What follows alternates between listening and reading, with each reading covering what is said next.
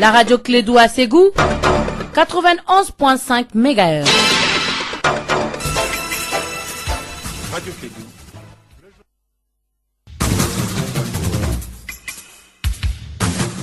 Il est 13h, mesdames et messieurs, bonjour et bienvenue dans ce journal. Voici les titres. Un atelier de formation et de sensibilisation sur le contrôle interne et la mise à jour du manuel des procédures de gestion des collectivités territoriales s'est ouvert à Kaya.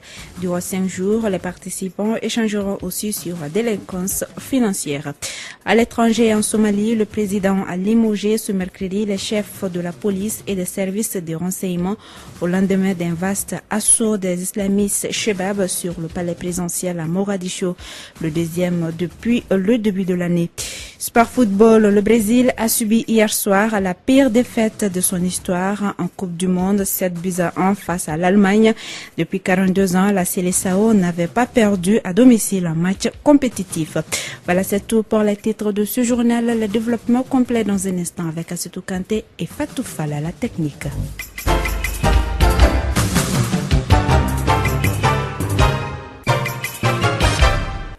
Tout d'abord, les travaux de la Cour d'assises se poursuivent. Le président de la Cour d'appel revient ici sur l'importance de cette assise et la prestation de serment des 4 assesseurs qui sont les représentants du peuple. Moussa Sara Diallo, président de la Cour d'appel, des propos recueillis par Kassim Traoré. La Cour d'assises est une juridiction singulière dans l'organisation judiciaire. Elle a pour vocation à juger les crimes et les délits connexes. Elle est une juridiction qui découle de la Révolution française de 1789, selon laquelle la justice est rendue au nom du peuple et par les représentants du peuple. Ainsi, elle est composée pour la prise des décisions de 3 juges professionnels et de 4 assesseurs. Les assesseurs sont les représentants du peuple. Ils sont tirés au sort parmi les notables et ont la même voix délibérative que les juges professionnels lors de la détermination de la culpabilité et de l'application de la peine. Par cette configuration de la Cour et ce pouvoir donné au peuple, il est possible que le sort de l'accusé soit définitivement scellé lors du seul vote des assesseurs.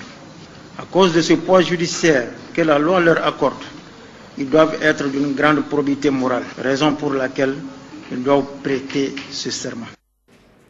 Ouverture à Kaya de l'atelier de formation et de sensibilisation sur le contrôle interne et la mise à jour du manuel de procédure de gestion des collectivités territoriales. Cette session de formation est organisée par le contrôle général des services publics en collaboration avec l'association des contrôleurs, inspecteurs et auditeurs du Mali. Durant 5 jours, les participants échangeront sur la délinquance financière depuis Kaya. Boubacar Niane. Cet atelier est une occasion d'une part de partager avec les responsables de la gestion des ressources publiques sur les réformes prévues dans le cadre de la stratégie nationale du contrôle interne et d'autre part échanger sur la mise à jour des manuels de procédure de gestion des collectivités territoriales. Le gouverneur de la région de Kayi, le colonel Salif Traoré. La lutte contre la corruption et la délinquance financière est un des axes majeurs gouvernementaux.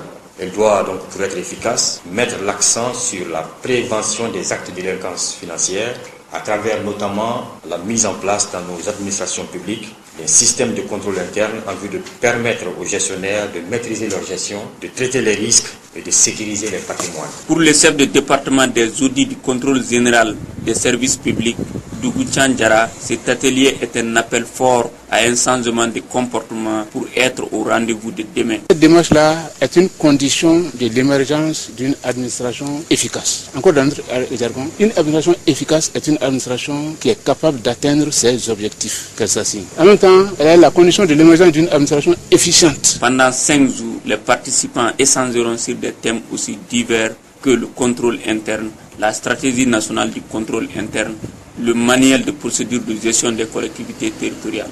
Boubacar Niane, Radio Clédou, Kayi.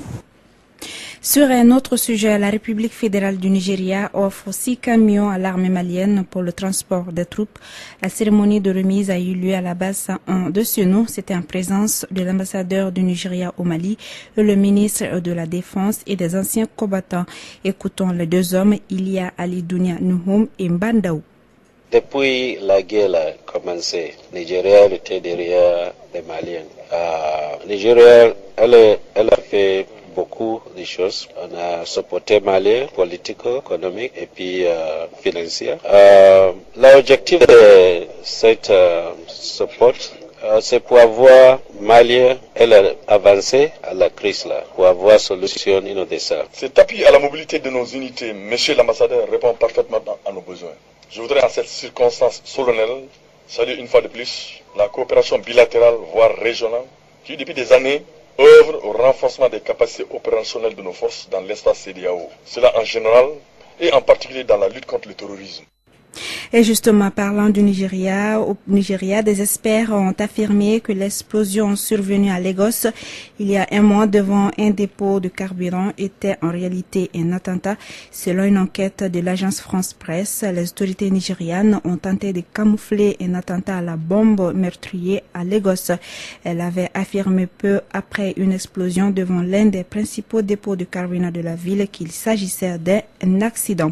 En Somalie, le président a limogé ce mercredi les chefs de la police et des services de renseignement au lendemain d'un vaste assaut des islamistes Shebab sur le palais présidentiel à Mogadiscio, le deuxième depuis le début de l'année. Khalif Ahmed Ireg, un ancien chef des services de renseignement, a été nommé ministre de la Sécurité nationale. Le poste était vacant depuis la démission de son prédécesseur en avril à la suite d'une attaque suicide contre le Parlement. L'opération lancée alors que les députés étaient réunis avait tué plusieurs gardes et employés.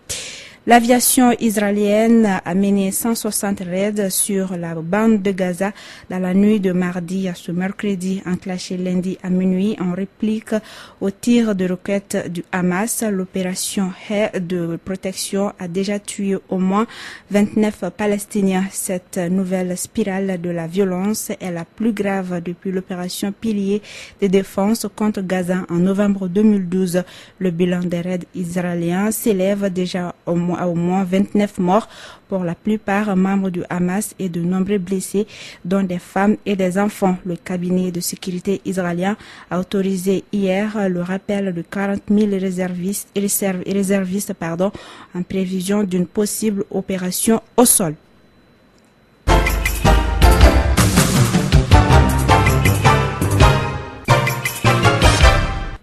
Retour à l'actualité nationale pour parler de Ramadan. Le mois de Ramadan est sacré de jour comme de nuit.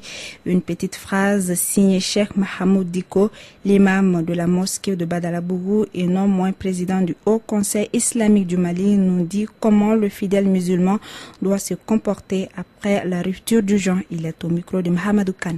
C'est tout le mois qui est sacré. Le jour est sacré, la nuit est sacrée. Ce n'est pas seulement le fait de s'abstenir de manger de l'aube au coucher du soleil. C'est symbolique, c'est cela. Mais c'est tout le mois qui nécessite à ce qu'on gêne par rapport à tous les comportements qu'on a l'habitude de faire. C'est un mois sacré. C'est un mois où on se met en communion avec Dieu. C'est pour cela que le prophète de l'islam nous dit, c'est un mois où le jeûne, Dieu vous a prescrit le jeûne et moi je vous ai ordonné de faire la prière de nuit. Dire qu'en réalité ça se complète et il n'est pas du tout indiqué que quelqu'un rompe le jeûne ensuite aille se donner à des jeux ou bien aller seulement voir, se divertir en regardant seulement la télévision avec des scènes d'ailleurs qui ne sont pas tout à fait recommandables. Et cela n'est pas bon pour quelqu'un qui jeûne. Ça ne vous donne pas vraiment toute la spiritualité qui est recherchée dans le jeûne. Le jeûne, c'est un comportement et ce comportement-là, tu dois non seulement t'abstenir de manger ou de boire le jour, mais aussi la nuit avoir un comportement décent. On peut manger, boire et avoir des relations intimes, mais s'abstenir en tout cas de tout ce qui est comportement qui n'est pas recommandable, de jour comme de nuit. Et pendant le carême, la grande partie des activités des ménages repose sur les femmes, surtout en tant que femmes fonctionnaires. Pour concilier le travail familial au travail administratif, il faut faire des efforts. Suivons ensemble ce reportage de notre correspondant à Sikasso, Zoumana Traoré. À ces mois de carême, l'essence des activités des ménages repose en grande partie sur les femmes. En tant que femme fonctionnaire, la conciliation des activités familiales au travail administratif demande beaucoup de contraintes. Asta Mariko est fonctionnaire au gouvernorat de Sikasso. Il faut un sacrifice. Quand on est une travailleuse consciencieuse, on est obligé de concilier les deux. Venir travailler pour l'État, quand tu prends le salaire, tu es obligé de travailler consciencieusement et faire les travaux ménagers aussi. On descend à 16h30, moi je vais directement au marché, acheter mes condiments et je vais à la maison pour préparer. Surtout pendant ces vacances, les jeunes filles nous aident dans les travaux ménagers. Je vais au marché acheter les condiments, je les donne, elles les préparent avant mon arrivée.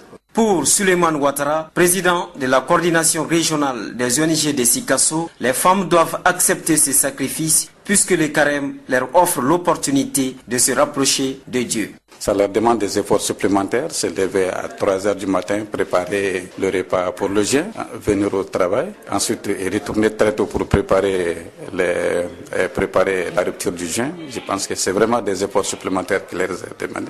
Mais dans la mesure du possible, elles arrivent vraiment à concilier ces contraintes avec leurs activités. Moi, je pense que cela va de soi. Et surtout que le gouvernement du Mali a aussi créé certaines conditions qui puissent les permettre de retourner très tôt à la maison. Mais on n'a pas créé quand même des conditions pour leur permettre de récupérer et aussi en compensation des efforts. Mais je pense que ce sacrifice, elle l'accepte. Parce que comme on le dit, dans le cadre religieux, c'est une façon aussi de se rapprocher de Dieu. Reste à dire bon courage aux femmes, espérant que les hommes reconnaissent leur mérite à ce mois de carême. Zoumana Traoré Sikasso pour Radio Clédou. Et parlant toujours de ce mois béni, la consommation de la date a toujours été sollicitée par la société musulmane lors de la rupture du jeûne pendant le mois de Ramadan. Ce fruitier existe depuis des siècles. Il est l'un des arbres les plus anciens et importants dans l'histoire de l'islam. Nous nous sommes intéressés à la consommation de ce fruit en ce mois de Ramadan, suivant ce reportage d'Aminata Diallo. La date appelée tamaro par nous les Maliens est l'un des fruits les plus anciens. Nous l'utilisons le plus souvent, surtout dans le mois de carême. Écoutons l'imam de Kalabankoro qui nous éclaircisse un peu sur ce point. La date est quelque chose que Dieu a béni et il l'a béni au nom du prophète Mohammed, paix et salut sur lui. La date est le fruit de l'arbre béni par Dieu. Alors tout ce qui concerne nos baptêmes, nos mariages et aussi les décès, il est important en premier lieu de faire usage de la cola et ensuite la date vient en deuxième lieu. La date a une très grande importance. Écoutons Mariam Berthe, femme au foyer, qui nous l'affirme. Vraiment, on ne peut dire ou comprendre toute l'importance que la date peut nous apporter. Elle est très sollicitée, surtout en ce mois de carême. On l'utilise pour faire l'aumône. Cet aumône sera béni comme tout aumône. D'après les religieux, c'est un arbre du paradis. La consommation de la date a toujours été une tradition lors de la rupture du jeûne. Abdrahman Diallo, professeur d'anglais à Kati. Dans la société musulmane d'antan, on a entendu que le prophète Mohammed sallallahu alayhi wa sallam a exhorté les uns et les autres à toujours faire la rupture du jeûne en premier lieu avec la consommation de la date. L'importance de la date dans ce mois béni du Ramadan est donc essentielle. Le capital, ça a été non seulement une tradition, mais en réalité, ça a été exhorté par les uns et les autres. L'importance de la date est infinie. Elle est utilisée depuis des générations et a toujours pu garder son importance, surtout dans le mois de carême.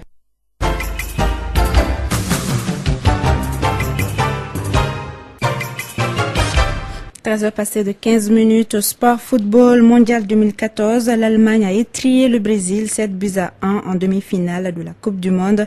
Inexistant face à des Allemands réalistes et tout simplement imprénables, les Brésiliens ont sombré dès l'entame du match, mené 5-0 dès la 29e minute. Sekou Kone pour plus de précision.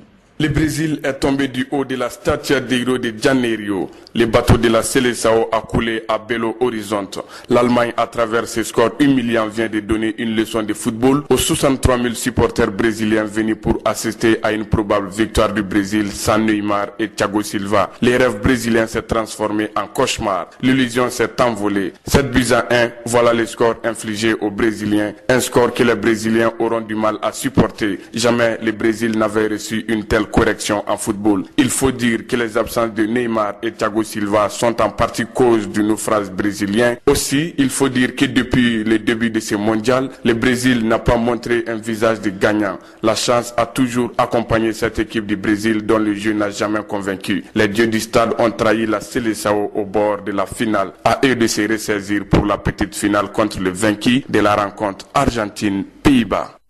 Voilà, et justement, l'autre demi-finale oppose ce soir, comme l'a dit Sekou Kone, à Sao Paulo, l'Argentine et les Pays-Bas. Voilà, il est exactement 13h passé de 16 minutes. C'est la fin de ce journal qui vous a été présenté par Assetou Kanté, mise en onde par Fatou Fall. Merci à tous de l'avoir suivi. Vous allez retrouver tout de suite votre émission sportive avec Djibril